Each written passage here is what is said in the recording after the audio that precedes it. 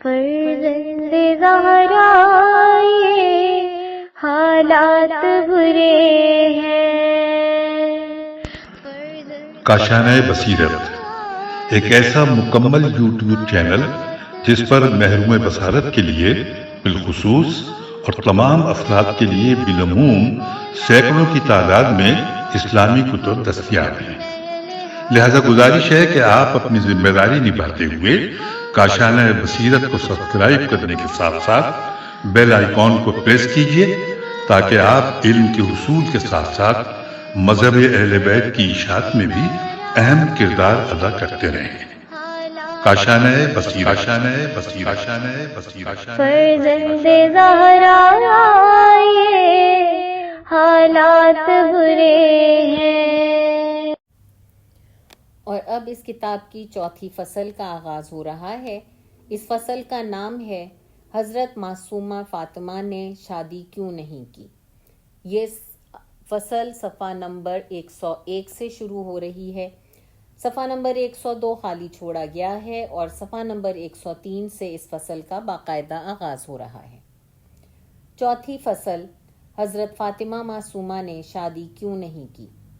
اس سلسلے میں کہ حضرت فاطمہ معصومہ نے شادی کی یا نہیں، تاریخ واضح اور مسلم ہے کہ آپ نے شادی نہیں کی، لیکن مسئلہ یہ ہے کہ اسلام میں شادی ایک نیک کام ہے اور اس کی بہت زیادہ تاکید ہوئی ہے، تو پھر کیوں حضرت نے ازدواج سے اجتناب فرمایا اور شادی نہیں کی؟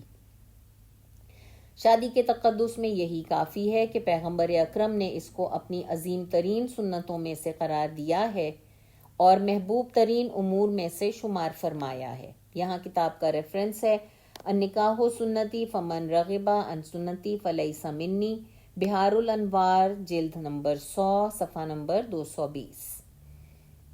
اور ارشاد فرمایا ہے اسلام میں اللہ کے نزدیک محبوب ترین بنیاد امر ازدواج ہے، اور دوسری طرف جو افراد شادی کرنے سے گریز کرتے ہیں ان کو دین کا بدترین انسان اور شیطان کا شریک و دوست قرار دیا ہے، جیسا کہ ارشاد ہے تم میں سے بدترین افراد غیر شادی شدہ لوگ ہیں اور کنوارے افراد شیطان کے بھائی ہیں۔ اس کے بھی نیچے دو ریفرنسز دیے گئے ہیں۔ سب سے پہلا ریفرنس ہے نوری مرزا حسین مستدرک الوسائل بیروت آل البیت طبع دوم 408 ہجری جلد 14 صفحہ نمبر 153 153، اور دوسرا ریفرنس ہے نوری مرزا حسین مستدرک الوسائل بیروت آل البیت طبع دوم 408 ہجری جلد 14 صفحہ نمبر 156 156۔ شادی کرنے اور گھرانہ تشکیل دینے کے متعلق حضرت امام علی رضا علیہ السلام سے روایت ہے کہ جو آپ نے حضرت امام محمد باقر علیہ السلام سے نقل فرمائی، آپ نے ارشاد فرمایا ایک عورت نے حضرت امام محمد باقر علیہ السلام سے دریافت کیا کہ خدا آپ کا بھلا کرے، میں ایک متبتلہ عورت ہوں، میم تے بے تے لام ہے، متبتلہ عورت ہوں۔ امام نے فرمایا تبتل سے تمہاری کیا مراد ہے؟ اس نے جواب دیا مطلب یہ ہے کہ میں کبھی بھی شادی نہیں کروں گی۔ امام نے سوال کیا کیوں؟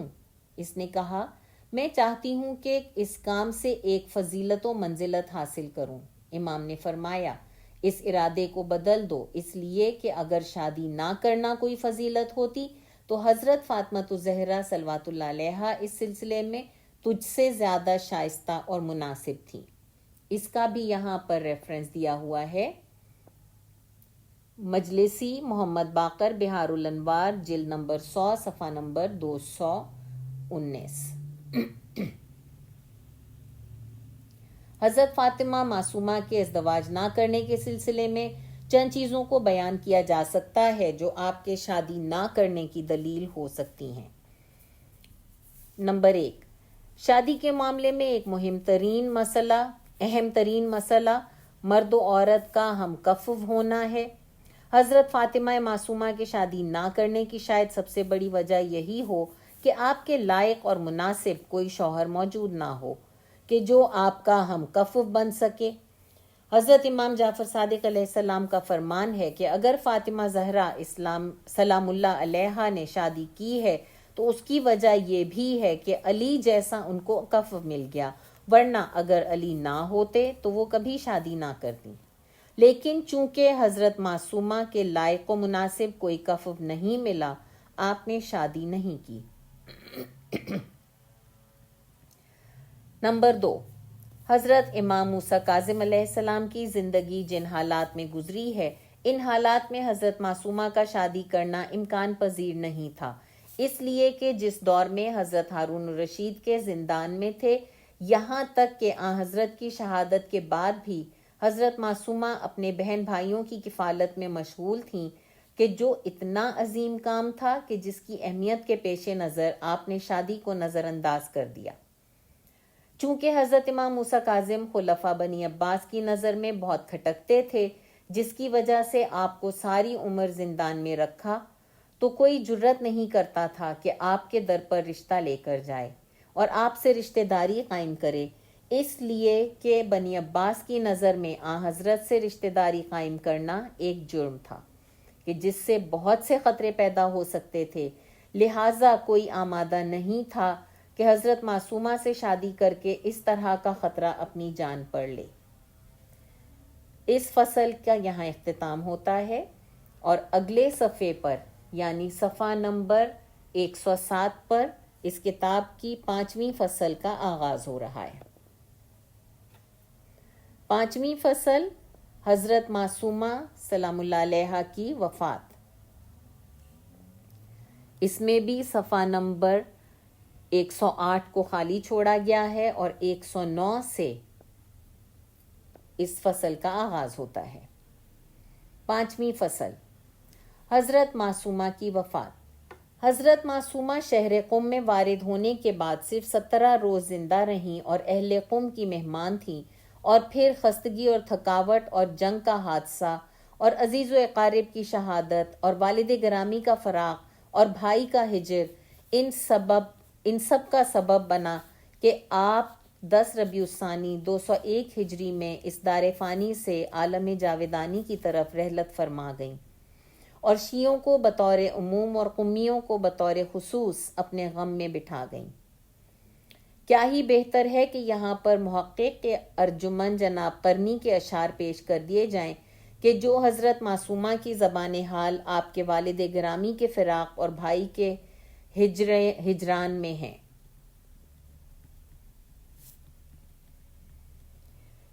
کلام فارسی میں ہے اور اس کا ترجمہ اگلے صفحے کے اوپر ہے۔ میں نے اس قدر فراق اٹھایا کہ میرے سر کے بال سفید ہو گئے، میری آنکھوں کے اطراف اشکوں کی وجہ سے زخمی ہو گئے۔ میں نے اپنے والد گرامی کے انتظار میں دن و رات گزار دیے، لیکن افسوس اپنے اس پھول کی خوشبو سے محروم رہی۔ اس کے بعد اپنے بھائی کے فراق میں مجھے تقدیر نے مبتلا کر دیا، اور اس طرح یہ مجھ پر فراق کا دوسرا دروازہ کھل گیا۔ فصل خزاں نے گلستان کو مرجھا دیا، میرے ہاتھ سے پھول بکھر گئے، میں حیران و پریشان ہوں کہ اپنے کھوئے ہوئے پھول کو کہاں تلاش کروں۔ مدینے سے خراسان تک 1000 فرسخ راہ ہے کہ جو راستہ میں نے اپنے بھائی کے وصال کی خاطر پریشانیوں میں طے کیا ہے، تاکہ شاید ان کا چاند سا چہرہ پھر دوبارہ دیکھ سکوں اور اپنے کھوئے ہوئے یوسف سے پھر راز دل بیان کر سکوں۔ حضرت فاطمہ معصومہ کے افسوسناک ارتحال کے بعد اہل قم نے بہت ہی احترام اور تکریم سے آپ کا جنازہ اٹھایا اور آپ کو اس جگہ پر کہ جہاں آپ کا روضہ ہے تشیع جنازہ کی۔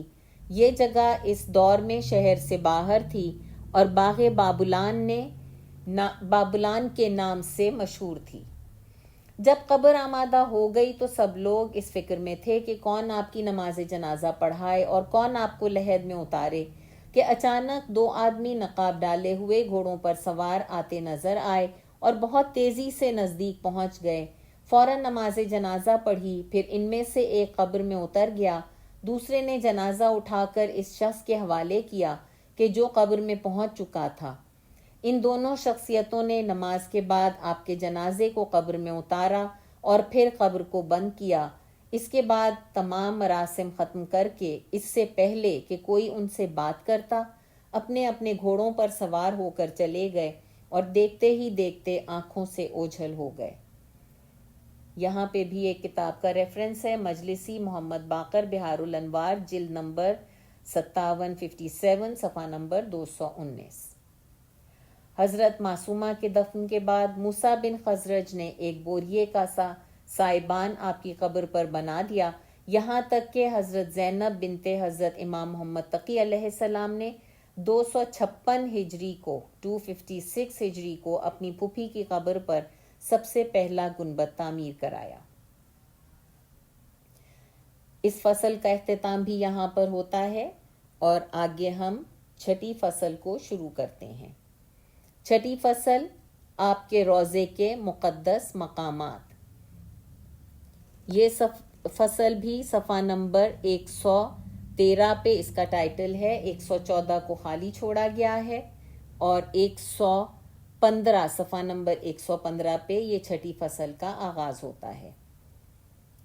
آپ کے روضے کے مقدس مقامات۔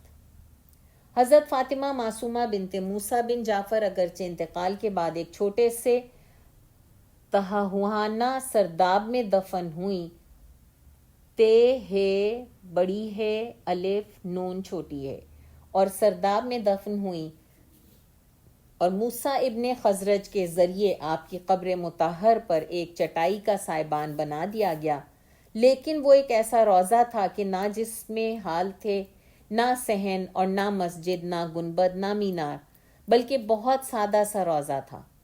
لیکن یہ اس وقت کی بات ہے جب حضرت کی شخصیت اور منزلت شیعوں اور محبین کے سامنے پوشیدہ تھی اور ابھی آپ کی کرامات اور معجز نمائی سے آگاہ نہیں تھے، لیکن جیسے ہی چاہنے والوں کے قافلوں پر قافلے آنے شروع ہوئے اور آپ کی قبر مطہر سے کرامات کا ظہور اور استجابت دعا کے آثار نمایاں ہوئے، تو روضے کے متولی حضرات اور شیعوں نے روضے کی توسیع میں اقدام کیا، لہٰذا آج روضہ مطہر میں بڑے بڑے صحن، مساجد اور عظیم ہال موجود ہیں۔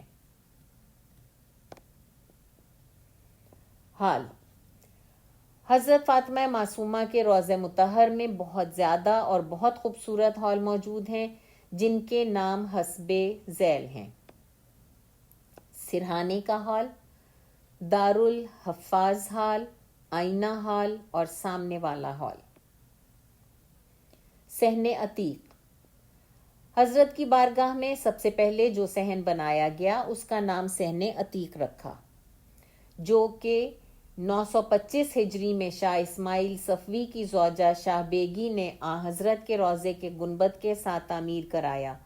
اس صحن میں 4 ایوان ہیں جن کے نام حسب ذیل ہیں۔ نمبر 1، سنہرا ایوان، کہ جو صحن کے جنوب کی جانب واقع ہے، کہ جس پر 2 مینار ہیں، ان پر 1285 میں سونے کا خول چڑھایا گیا تھا۔ نمبر 2، شمالی ایوان، کہ جس میں مدرسہ فیضیہ کا دروازہ کھلتا ہے اور اس کے اوپر نقار خانے کا حجرہ بنا ہوا ہے۔ نمبر 3، مغربی ایوان، اس میں مسجد اعظم کی طرف کو دروازہ کھلتا ہے۔ نمبر 4، مشرقی ایوان، یہ صحن عتیق اور صحن عتابگی کے درمیان دروازہ ہے۔ نیا صحن عتابگی۔ صحن عتابگی سب سے بڑا صحن ہے، اس میں بھی 4 ایوان ہیں کہ ہر ایک میں معماری اور ہنری کے عجیب و غریب جلوے نظر آتے ہیں، کہ جن میں سب سے زیادہ اہم ایوان آئینہ ہے کہ جو انتہائی خوبصورت اور صحن کے مغربی حصے میں واقع ہے۔ یہ صحن عتابک اعظم کے حکم سے تعمیر ہوا اور اس کی تعمیر کا آغاز 1295 ہجری سے ہوا اور 1303 میں اختتام پذیر ہوا۔ گنبد، جیسا کہ پہلے بھی بیان ہو چکا ہے کہ حضرت معصومہ کی تدفین کے بعد موسیٰ بن خزرج نے ایک چٹائی کا سائبان آپ کی قبر مبارک پر بنا دیا تھا۔ آپ کی قدر و منزلت اور مقام کے پیش نظر خصوصاً خاندان عصمت و طہارت کے نزدیک آپ اور آپ کی قبر کی اہمیت واضح تھی، کہ جس کی وجہ سے آپ کی قبر مطہر پر حضرت امام محمد تقی علیہ السلام کی دختر نیک اختر جناب زینب نے ایک عمارت تعمیر کرائی۔ آپ حضرت معصومہ کی قبر مطہر کے جوار میں زندگی بسر کرنے کے لیے 253 ہجری میں شہر قم میں تشریف لائیں اور آن حضرت کی قبر پر ایک گنبد برج کی صورت میں پتھر، اینٹ اور مصالح سے تعمیر کرایا۔ اس کے ریفرنس کے لیے سفینہ البحار جلد نمبر 2 صفحہ نمبر 376۔ یہ قبہ اسی طرح سے رہا یہاں تک کہ 350 ہجری میں ابو الحسن زید بن محمد بن بحر اصفہانی نے دوبارہ اس کی تعمیر کروائی۔ اسی طرح وقت گزرتا گیا اور آپ کے جوار میں اہل بیت علیہم السلام کے گھرانے سے دیگر خواتین کے دفن ہونے کی وجہ سے آپ کے گنبد کے اطراف میں 2 گنبد اور تعمیر کرائے گئے۔ یہ 3 گنبد اس طرح تھے کہ 447 ہجری میں اسی سال میر ابو الفضل عراقی کے جو طغرل کبیر کے وزیر تھے، شیخ طوسی کی تشویش پر ان 3 گنبدوں کی جگہ پر ایک وسیع اور بلند گنبد تعمیر کرایا کہ جس پر اینٹ کاشی وغیرہ سے گلکاری اور رنگ آمیزی کا کام کیا گیا۔ اس گنبد میں کوئی پتھر کا استعمال نہیں ہوا اور نہ ہی ایوان بنایا گیا۔ اس گنبد نے تمام سادات اور خواتین اہل بیت کی قبروں کو اپنے احاطے میں لے لیا۔ 529 ہجری میں اس قدیم گنبد کو خراب کر کے اس کی جگہ ایک نیا اور وسیع گنبد تعمیر کرایا گیا کہ جو 63 سال تک باقی رہا۔ پھر اس کی جگہ پر 592 ہجری میں ایک اور گنبد تعمیر ہوا۔ 925 ہجری میں یہی گنبد جو کہ اب موجود ہے شاہ اسماعیل صفوی کی زوجہ شاہ بیگی بیگم نے تعمیر کرایا اور اس گنبد کے باہر کے حصے کو کاشی سے تزئین کرایا، اور پھر 1218 ہجری میں فتح علی قاجار کی سلطنت کے دوران گنبد مطہر کو 12,000 سونے کی اینٹوں سے مرتب و مذہب کرایا گیا، جو 1422 ہجری تک باقی رہا۔ 1423 ہجری میں کچھ ظاہری صورت خراب ہونے کی وجہ سے اور باقی عمارات کے کچھ حصے خراب ہونے کی خاطر روضہ مطہر کے متولی حضرت آیت اللہ مسعودی خمینی نے بنیادی اور مضبوط طریقے پر تعمیر کرایا کہ جس میں قدیم سونے کی اینٹوں کو جمع کر کے دوبارہ سے تقریباً 25 ارب ریال کی لاگت سے روضہ مطہر کا گنبد تعمیر کیا گیا۔ اس جدید گنبد کا افتتاح اور پردہ برداری کا پروگرام ایرانی تاریخ کے اعتبار سے 6/2/1384 میں منعقد ہوا۔ آخرکار اس جملے کا بھی اضافہ کر دیا جائے کہ حضرت معصومہ کا روضہ مطہر میں صفوی بادشاہوں کے دور میں کافی وسعت دی گئی۔ اس کی وجہ یہ تھی کہ یہ بادشاہ حضرت معصومہ سے بہت زیادہ عقیدت اور ارادت رکھتے تھے، آپ کی زیارت کے لیے آتے تھے، یہاں تک کہ بعض نے وصیت کی کہ مرنے کے بعد مجھ کو حضرت معصومہ کے جوار میں دفن کیا جائے، کہ جن میں شاہ صفی متوفی 1052 ہجری، شاہ عباس II متوفی 1077 ہجری، شاہ سلیمان متوفی 1105 ہجری اور شاہ سلطان حسین متوفی 1215 ہجری کے جنازے حضرت کے جوار میں دفن ہوئے۔ مینار صحن عتیق میں سنہرے ایوان کے اوپر 2 مینار ہیں کہ جن کی لمبائی ایوان کی چھت سے 40x17 اور چوڑائی 1/50 میٹر ہے۔ اسی طرح نئے صحن میں ایوان آئینہ کے اوپر بھی 2 مینار ہیں کہ جن کی لمبائی ایوان کی چھت سے 28 میٹر اور چوڑائی 3/30 میٹر ہے۔ یہ حضرت معصومہ کی اس مبارک بارگاہ کے بلند ترین مینار ہیں۔ مسجد خاندان عصمت و طہارت کے مبارک روضوں میں جو چیز سب سے زیادہ مقدس اور معنوی نظر آتی ہے وہ مسجد کا وجود ہے۔ کریمہ اہل بیت کے روضے میں بھی یہ امتیاز موجود ہے، اس لیے کہ زائرین کی سہولت اور نماز جماعت اور دینی پروگراموں کو برپا کرنے کے لیے یہ مساجد روضوں کے قریب تعمیر کی جاتی ہیں۔ سرہانے والی مسجد سرہانے والی مسجد حضرت معصومہ کے روضہ مبارکہ میں سب سے زیادہ وسیع اور نماز جماعت و مذہبی مجالس وغیرہ کے لیے مناسب ترین مکان ہے، کہ جو آج کل روضہ مبارکہ میں سب سے زیادہ باعظمت اور استعمال ہونے والی جگہ ہے۔ مسجد اعظم ایک باعظمت اور دینی اثر کہ جو مرجع عالم تشیع حضرت آیت اللہ العظمیٰ بروجردی کے ذریعے تاسیس ہوا، وہ مسجد اعظم کا وجود ہے کہ جو حضرت معصومہ کے روضہ مبارک سے مغرب کی جانب ہے۔ یہ مسجد زائرین کی سہولت کے لیے تعمیر کرائی گئی ہے۔ اس کی بنیاد 11 ذی-القعدہ 1373 ہجری میں حضرت آیت اللہ العظمیٰ کے دست مبارک سے رکھی گئی۔